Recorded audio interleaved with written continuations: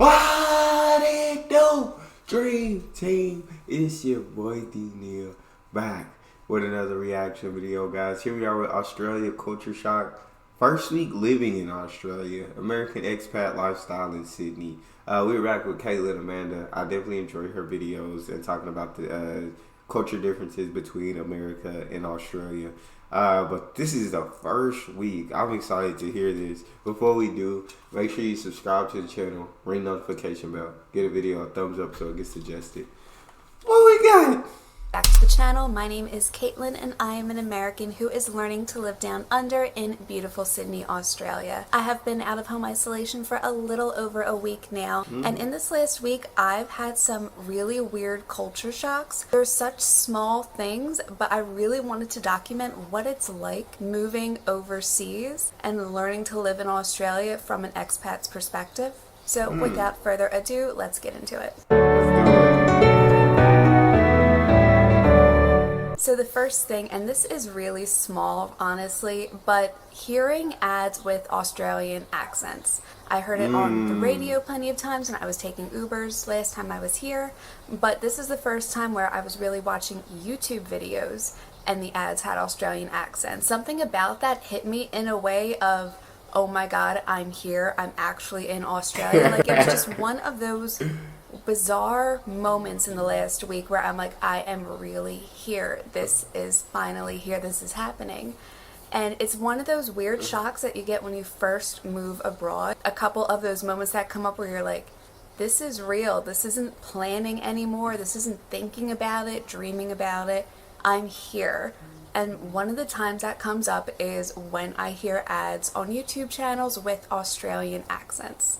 Something that's been kind of weird for me to adjust to in the morning. I can understand that. That's definitely like a shock that, I don't know, it's not something that you in your head like expect, but when it happens you're like, oh crap, like Australian ads with Australian accents, like something I didn't think about. But yeah, that would be a shock. That'd be interesting. I'd probably like the ads more. Australian accents. Something that's been kind of weird for me to adjust to in the mornings is birds chirping in the morning.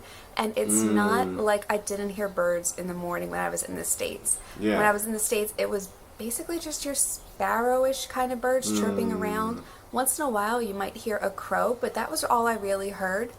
Over here in Australia, the birds around here have such unique sounds between them. It's not just morning chirping. You hear all these different types of bird noises first thing in the morning.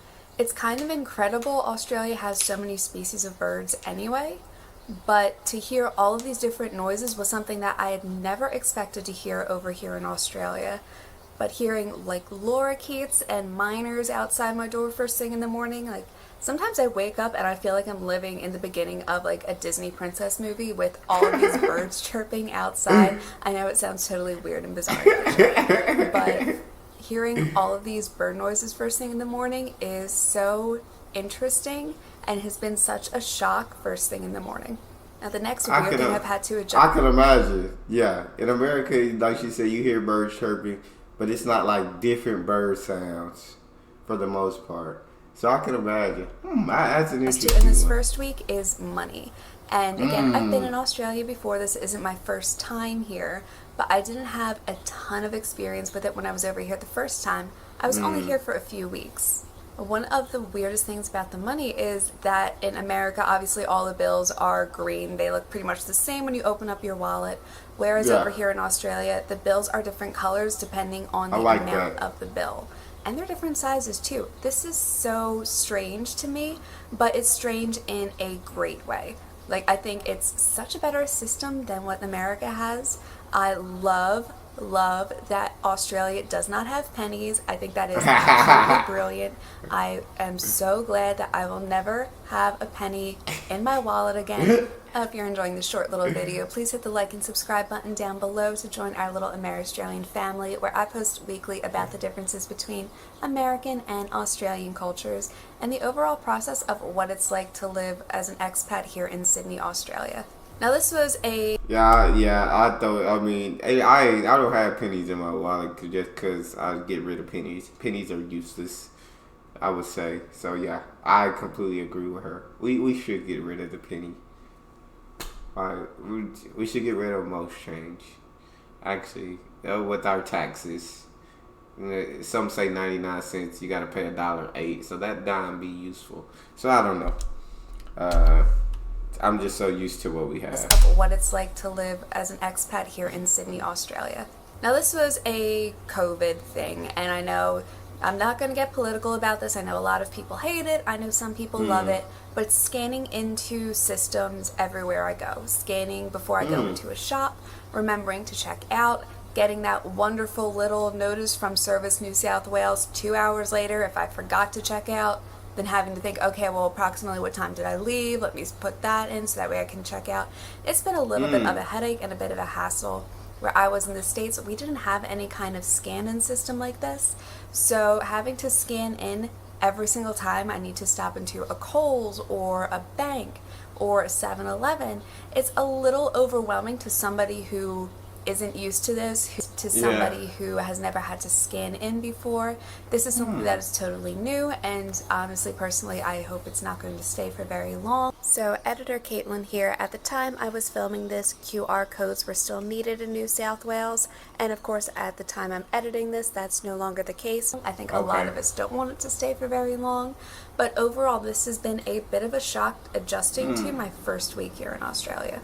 This is something I think when COVID hit, it was something I feel like no one was just prepared for, and so all the differences and changes, I feel like a lot of people didn't like. We never had the scanning thing. No, we never had this, but we like there was people at like every store, every grocery store, every mall, everywhere that like you had a counter at the front with some kind of iPad that was counting how many people went in, how many people are in the store at that moment, and if it reaches a certain number of people, then you start to form a line. People have to wait until someone comes out before someone else can go in. And our U.S. probably handled COVID worse than anybody else in the world. But yeah, that was the system, and a lot of people didn't like that. But yeah, I guess COVID was just something that I guess you can't plan for. Been a bit of a shock adjusting to my first week here in Australia. This is something I totally took for granted over in the States, and that is having to read the labels over here when I go grocery shopping. If I was in the States, I would know what the different labels are. I know the different brands. I know if I want some type of bread, I'll just go over, pick up a bag of like Sara Lee bread, throw it in my cart, not even have to read it. It's almost like your brain doesn't register it because you've been around it for so long. And I come over here to Australia, and the type of milk is different than what it's named in the States. The cheeses are different than what it is in the States. So if I'm looking through some stuff at the grocery store and the label seems weird to me, I have to sit there and read it and figure out what in the world this stuff is. We went to the deli counter, the meat counter, and I'm looking at every single label because I am so confused. Like, first off, in a lot of delis in the States, they don't pre-cut and pre-slice things. So we bought a few pieces of pastrami for sandwiches. They had like 3 pieces already cut on the counter. I'm like, where's the actual like loaf of pastrami that they're going to go and put on the slicer and actually slice it up like they do in the States? Having those out in the open isn't something that is here in Australia. In America, you go to a deli counter and nothing's already sliced. Like, they have to actually take the actual bit of cheese or meat and put it on the slicer and do it in front of you. Over here in Australia, if you only need a few pieces and it's pre-sliced, they're going to grab it out of the fridge, whack it into some paper, and give it to you that way. That makes sense. So many weird, bizarre little quirks that I'm still adjusting to. Now, I know it's going to take some time, but having to read all of the labels of what I'm picking up, what I'm buying over here in Australia has been a bit of a shock. It is something I know I will adjust to and get used to, but this is something that with just my first week in Australia has been a little bit of a surprise. And this one I know a lot of people laugh at, but the last thing on this list is driving on the other side of the road. Of course. I don't have my license yet. I'm not actually the one driving. My partner is the one driving when we go out. but being on the other side of the road is bizarre, not even just when you're driving, but crossing the street. This morning, I took a bus for the first time over to my new job in the CBD, and I'm standing here looking down the street to my left for like a good 5 minutes waiting for this bus to come. I hadn't even had my morning coffee yet. This is how half asleep I was. And then I realized the traffic isn't going this way. The traffic is going the other way. So if I want to see the bus come this way, I have to be looking this way in order to actually see the bus coming down the street. Common sense. But this is something that I'm so not used to. First thing in the morning, I'm used to traffic going the other way in the States. Yeah. So I'm used to sitting there kind of looking towards the left a little bit, waiting for traffic to come this way. It's so strange how something so small and so insignificant has been such a shock this first week. And I can only imagine what it'll be like when I learn how to drive over here. Oh, heaven help everybody who's on the road, because I'm not used to driving in the first place. So learning to drive a manual, which I never driven before, on the other side of the road in a new country, this is going to be a bit of a challenge. Overall, with cars driving on the other side of the road is something that I've had to adjust to, not just as a passenger in a car, but also as a pedestrian. So that is it for this video, you guys. I hope you enjoyed it. If you did, please hit the like and subscribe button down below. Join our little Amer-Australian family. I post weekly about the differences between American and Australian cultures and the overall process of learning to live abroad as an expat here in Sydney, Australia. My name is Caitlin, and I will see you guys next week. Bye. Definitely a great video, but yeah, that would definitely be a shock. Even switching from automatic to manual, like, I cannot drive a manual. Cannot.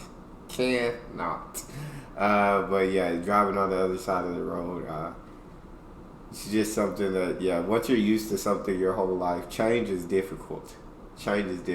But sometimes change is for the better. That's all we got. You guys got a favorite video suggestion, you can subscribe to Patreon or drop it in the comment section. It's your boy Neal. Out.